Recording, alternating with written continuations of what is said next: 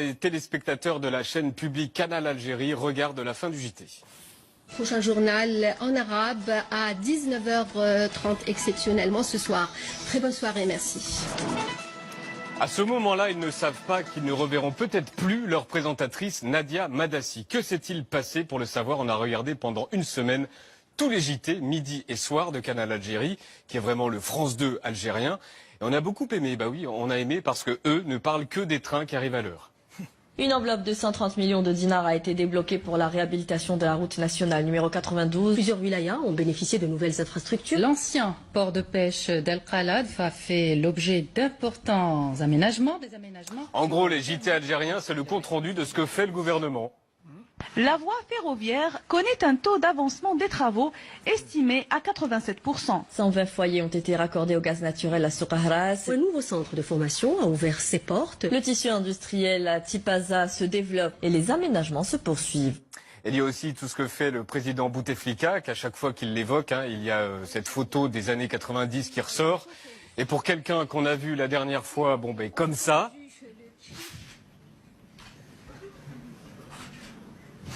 selon Canal Algérie, cette semaine, il a quand même été plutôt dynamique.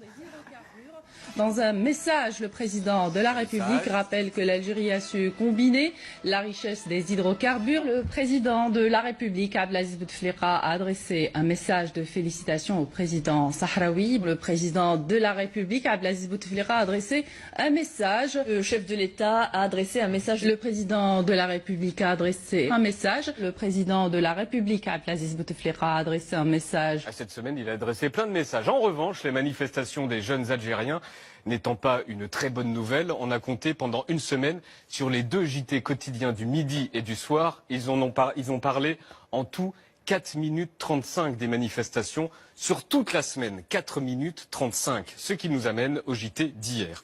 Hier, dimanche 19h, Nadia Madassi apparaît. Madame, monsieur, bonsoir. Bienvenue dans ce journal.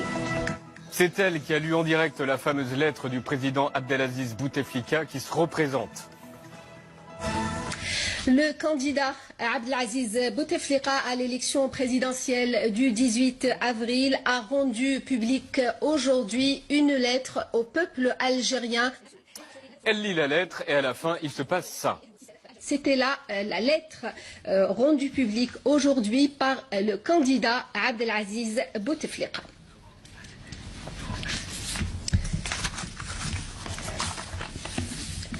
Ali Ghederi, candidat indépendant.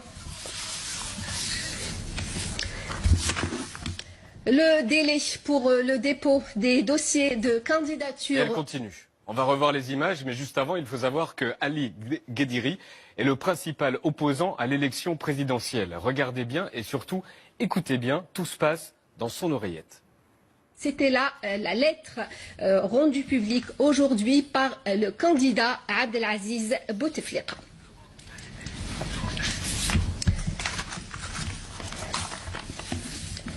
Ali Ghederi, candidat indépendant. Le délai pour le dépôt des dossiers de candidature. On comprend qu'au moment où elle va pour parler de l'opposant, on lui crie dans l'oreillette de ne pas le faire. Ali Ghederi, candidat indépendant. Le délai pour le dépôt des dossiers. Ali Ghederi, candidat indépendant. Le délai pour le dépôt des dossiers. Selon l'AFP, Nadia Madassi a annoncé son retrait de la présentation du JT qu'elle présentait depuis 15 ans.